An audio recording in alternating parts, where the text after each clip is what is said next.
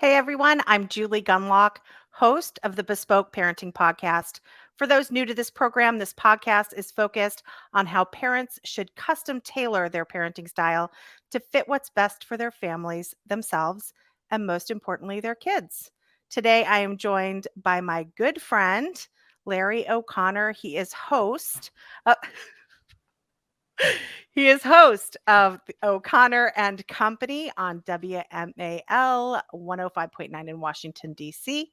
He's a senior columnist at Town Hall, and he's host of his online streaming program, O'Connor It's Tonight, it's steaming too. on, It's so hot. on Salem News Channel. All that he does is wonderful. And your company on O'Connor I and am. Company, along with I'm one of the your companies. colleague Patrice That's Onwuka from that's Independent. right. That's right. So we usually talk very early in the morning. It's nice to see you on an afternoon. Oh, And I may fourth, fall asleep as we speak. I'm sure you're just like me right now. I have iced tea. Oh, darn you. Just for the listeners, we get up very early. We are in studio at 4:30 a.m. and we're live from 5 to 9. So we've already talked to each other for 5 hours today, but we're Yeah, going to do a little bit seriously. more. It is 4th of July. Happy 4th of July. Happy Independence Yes, Day. happy Independence Day. And I I love like to the say that's flag. actually one answer to one of your questions that you might ask me about my kids. Yes, I am going to ask you about it. Well, what we're going to talk about, and we'll certainly talk about your kids, talk about my kids.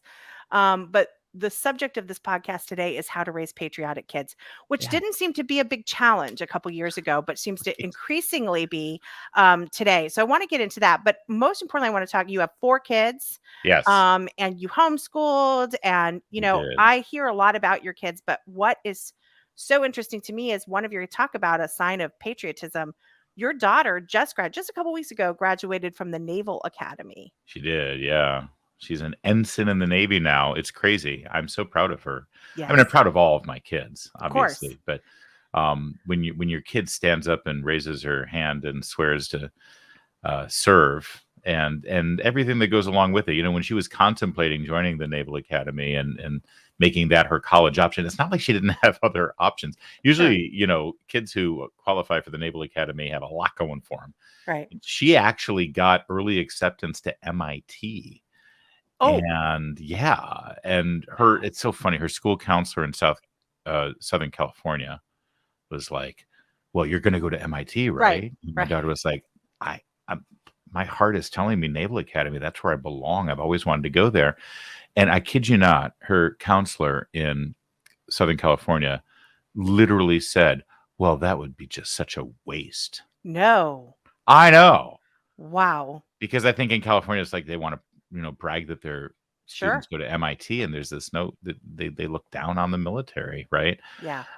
So when you see, I talked to her before she made this decision. I said, "Well, why do you want to be in the military? Because when you it's hard to say as a parent, when you pledge to be a part of the military, you are putting yourself in a position where you might have to give your life Hmm. for this country." And she said, "Yeah, I love this country, and I love the idea of that sense of duty, and putting myself in that position, considering what what the country has given back to me." It's like, who the hell raised you? It's like, it's Well, amazing. I I want mean, to I want to talk a little bit about how they were raised. mm, And one of the things that I think there's certain things you can do with your children to ensure they have love of country and yeah, they have a really healthy understanding of history, and that is homeschooling. And you homeschooled. I know that you've interviewed with Heather Hunter, who's my colleague at IWN. She's also a producer for our show, yes, O'Connor and Company. Very incestuous. We're all connected, it right? is. And One big family. It's but a holiday, so but we I can be family yeah, together. exactly. But I do suggest people look up that was a great podcast that Heather did with you, and she talked in depth about your homeschooling. But I want Yeah. to find out, and it's funny, I've seen little videos of Veronica and her sister doing like a Thanksgiving play, and Yes. it seemed like that was sort of a large part of their homeschooling experience, is really explaining to them why America is great. And so tell me a little bit about how you did that. Well, it's funny because when I said Happy Independence, I mean, one of the things that we did very early on was we said we're not going to refer to it as the 4th of July because that just sounds like a date. Yeah. It's like Christians don't celebrate, hey, happy December 25th, Right. right? No, this is not the 4th of July. We're not celebrating just a day in the calendar. We're this day has meaning. Yeah. And so my kids from the get-go knew it was Independence Day. So what does that mean? That word is so important to our nation, isn't it? Independence. I mean, and we so early on in our homeschool curriculum, we dove into that. What does that independence mean?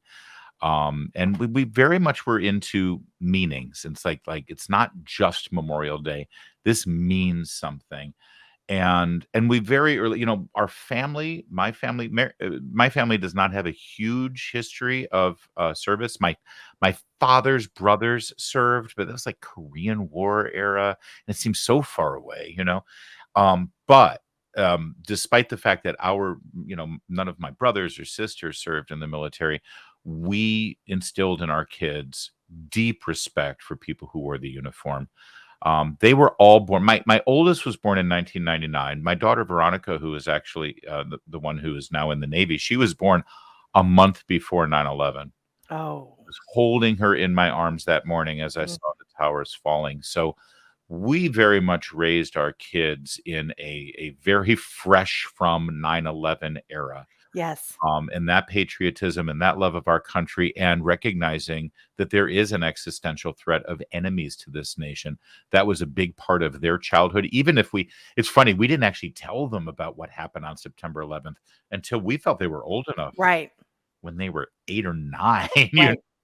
because I didn't want them afraid to go on an airplane and things like that.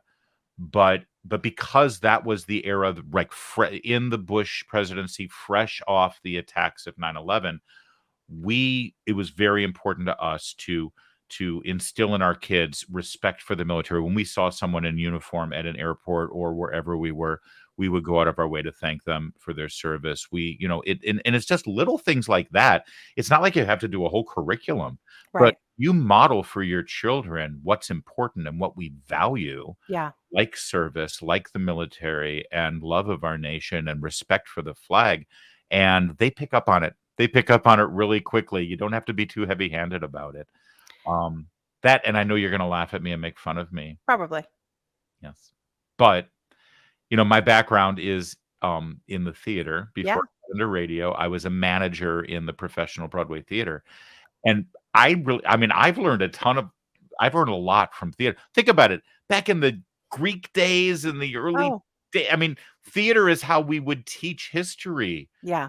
in Western civilization, from the Yeah. Greeks to the Romans to the Elizabethan times through Shakespeare. How many of us know history because of William Shakespeare's plays, right? Right. I'm really over rationalizing this, but there is a musical called 1776. I've heard of it. It's a musical about the founding fathers. Yes. And it might not be 100% historically accurate, but it's a good show, and it became a tradition on Independence Day that our kids would watch it. And they all Really? learned it. And they learned about the founding, and they learned about the Declaration, and they learned about the importance of Independence Day through that musical. That's great, I'm though. so embarrassed. No, that's great. And I think parents need to look for interesting ways that capture children, that capture their imaginations. It's not Yeah. always, don't hand them a look. I'm sure my son would find, if you handed him a constitution, he'd be fine reading it and find it fascinating. But my other two wouldn't. So you have to be flexible that way. But Larry, I I keep think one right here. I you have these that's around all the time that's too. good. That's Declaration. awesome. My son actually did. He always has one with him, and one moment in class, he actually uh, gave the Constitution to the teacher, because the teacher was trying to remember a particular article, and he Nice. says it was one of his best It's moments. He was awesome so moment. it really Excuse me, was. Ms. Jones. I Yes. have the Constitution right here. I And it believe you're wasn't looking for Article 5. and he goes to such a great school. It's a classical school, and it's filled with these kids that they thought it was so cool. So That's it's awesome. nice, because in some school environments, I'm sure. Actually, it Yeah. says right here, It wasn't like that. He was You've really sort raised of that proud of me. kid. Yes, I've raised that kid, but he's so sweet, and he didn't do it in sort of any kind of smug way. He was just like, "Oh, I actually Oh, have one," I and know. everyone I'm was like, teasing. but I I knew think this would come in handy one day. it's a chick magnet actually in his school because Oh, really heck smart yeah. kids. But I want Hey, to talk are about you the you kid have. who has the Constitution? Show me your Bill of Rights. Oh God. I want to talk to you though. I think you have what do you I have? was gonna A make a bearing soldier? arms joke, but I Yes, got I you. know. All right, I'm Were sorry. you do you have I can't get this right. You must have young millennials or older millennials and a young Gen Zer, but you have both millennials and Gen Zers, My right? Your kids? No, kids. they're all Gen Z. Are they all Gen Z? My oldest is 23. That's Okay, Gen yes, Z, right? definitely. No, Okay. excuse me. I'm married to a millennial. Are Thanks for you? mixing up my wife with one of my oldest children, Julie. I appreciate that. She's a little younger than me. Sorry. Sorry. Wow. Okay. Well, anyway, as a Gen X, I am like you. Yes, you and I both. Um, let's talk a little bit about that generation because recently Cato came out with this study. I thought this was fascinating. A third of Gen Zers are in favor of government installing cameras, surveillance cameras in a home in order because they say it'll reduce abuse or crimes. So they're fully in favor of this. And then a majority of Gen Z hold negative views of capitalism, full 38% have positive views of socialism. Yeah. I think you and I both have thoughts on why this is. What the hell is What going on, yeah, right? what the heck? Why is it, Larry? I What's have happening? very strong feelings about this. It recently, within the last couple of weeks, a certain retired member of Congress, a very high-ranking member of congressional leadership, was sort of bragging in an interview on network television about how he's not a culture guy. He just wants to worry about taxation and spending and the debt and the threat of China. I know And who you're talking about. I'm not naming names, can't recall it right now, It's but Paul Ryan. but I, to me, that's the problem. Is this whole culture? I don't want to dabble in the culture. And I know right now culture issues have to do with transgender ideology and curriculum and critical race theory, CRT, yeah. perhaps, and other issues like that. But you know what? On this guy's watch over the last 20 years, when he really did represent conservative principles, and he's our generation, Julie, we're all Reagan youth here. We all Yep, were inspired by Ronald Reagan, and yep. rightly so.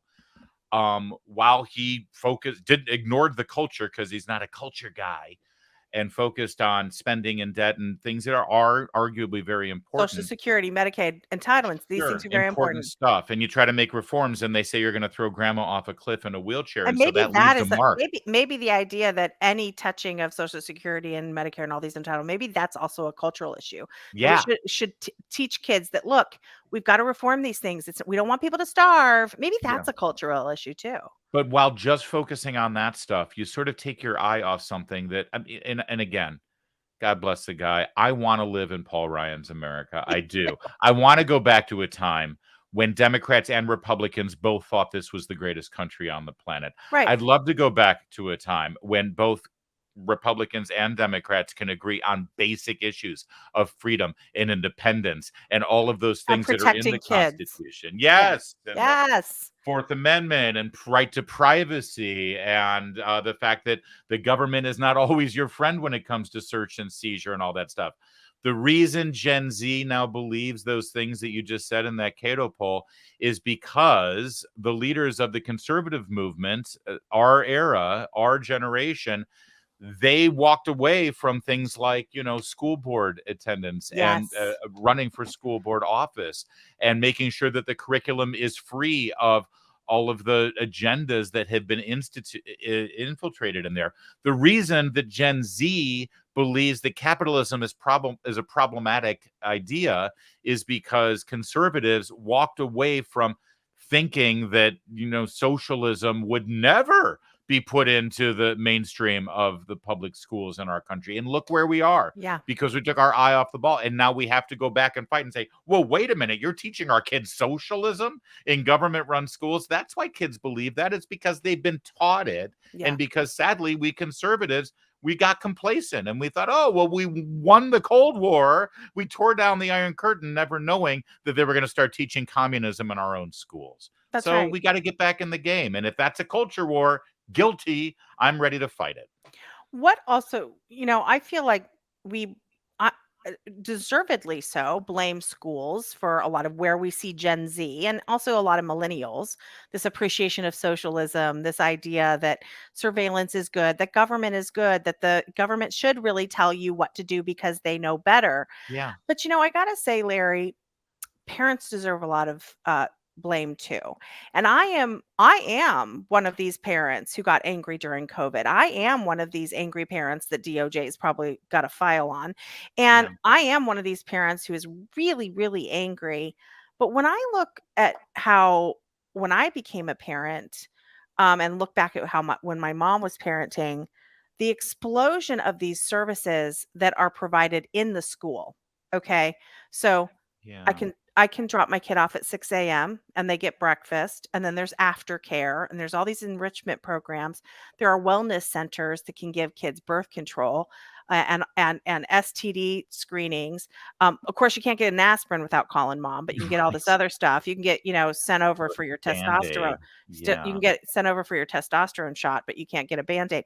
So, but anyway, the point is that I feel like parents have ceded a lot of what was basic parental responsibility to the government. Yeah. And then kids grow up in this environment where they were dropped off at school at 6 a.m. and picked up at 6 p.m., hardly spending time with parents. And the parents are like, get on your screen so I don't have to deal with you.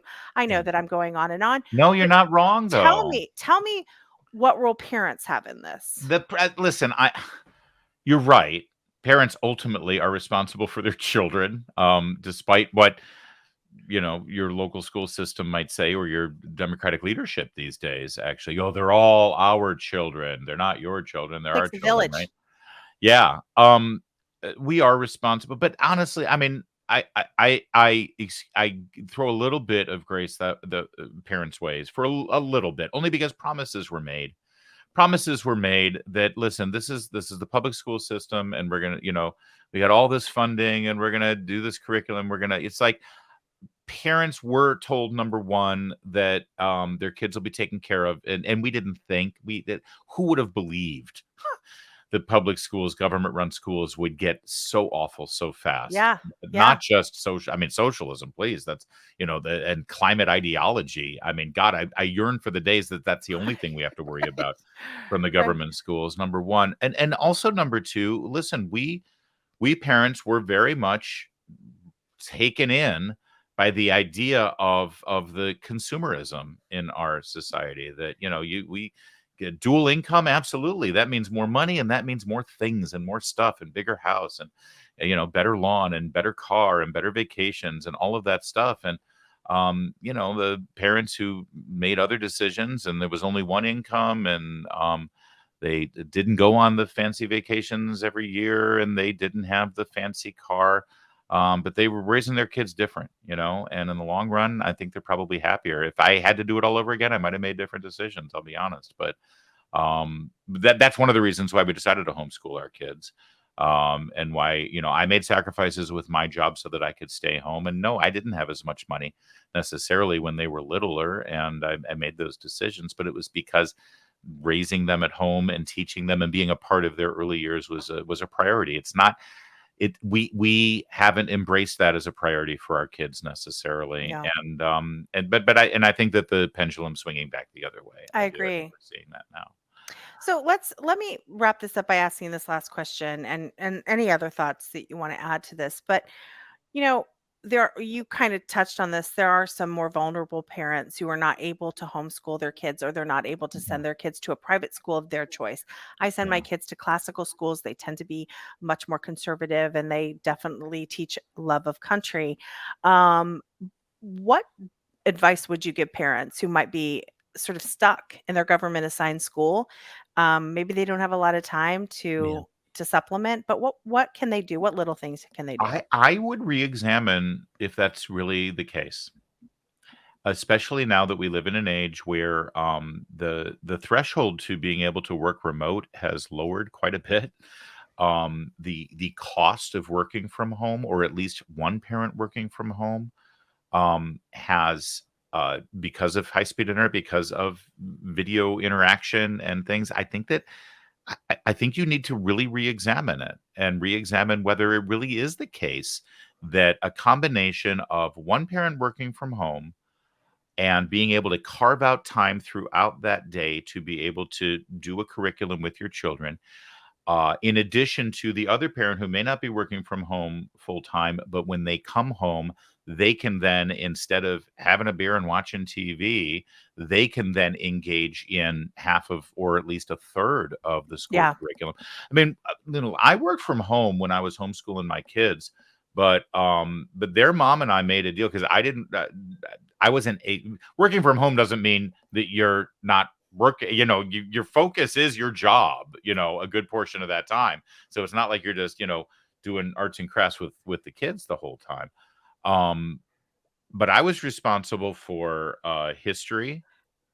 I was responsible for religion, and I was responsible for English, right? And my kids' mom, my ex-wife now, was responsible for math. Thank God it wasn't me.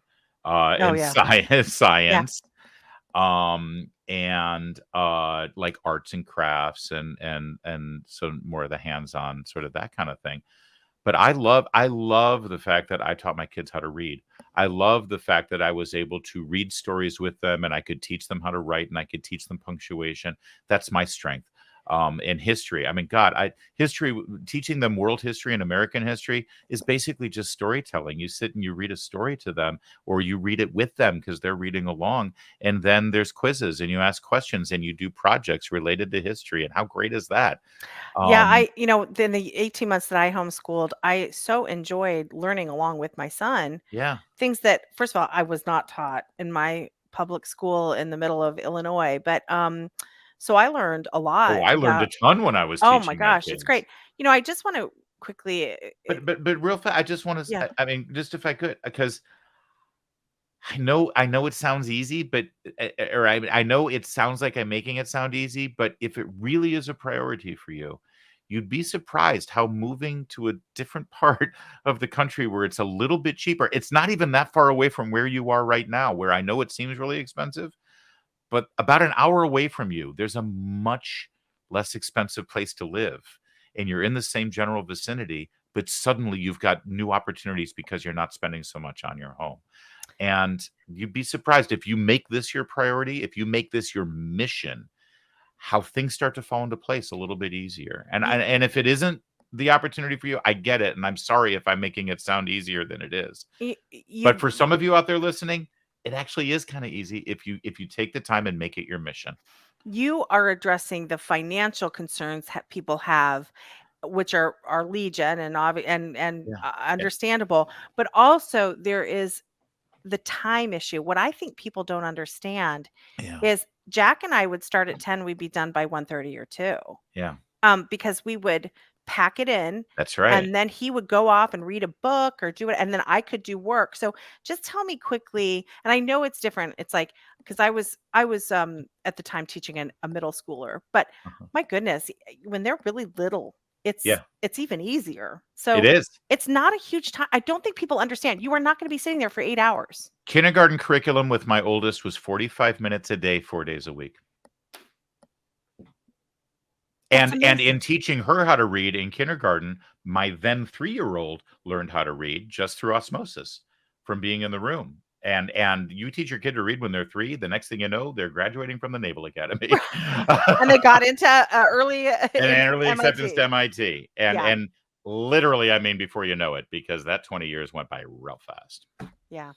Larry, you're so great, and this is You're so so helpful. great. You're great. You're greater. You're best. You're the best. And you are great for this country I'm too. exhausted. I need to take Larry, a you do nap. a lot of work in the morning that's the motto of the news station, is to make sense of the news, and not a lot makes sense right now. I feel like not a lot.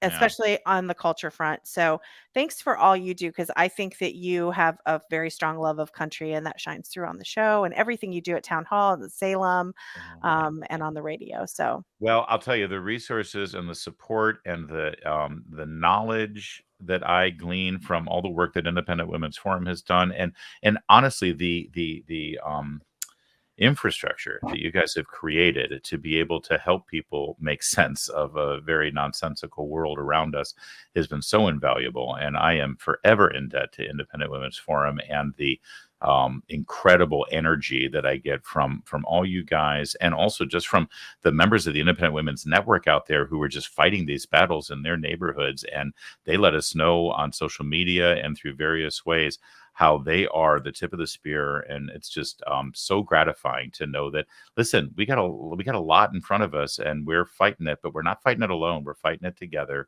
and with a smile on our face. I mean, you guys are the epitome of happy warriors, and yeah, that's my kind of people. So yeah. thank you for everything you guys have done, and thanks for including me in this very special day, Well, this yes, Independence Day yes. Independence Day. I will 2023. never say. I can't believe I started. I Oh, no, you should. I was love right. shaming people with that. Yes, No, I exactly. get it. It's a good shorthand, but let's Yeah, not forget exactly. the Yes. reason for the season, Yeah, my the friends. reason for this. Well, listen, thanks again for coming on. I Ah, hope you'll come back.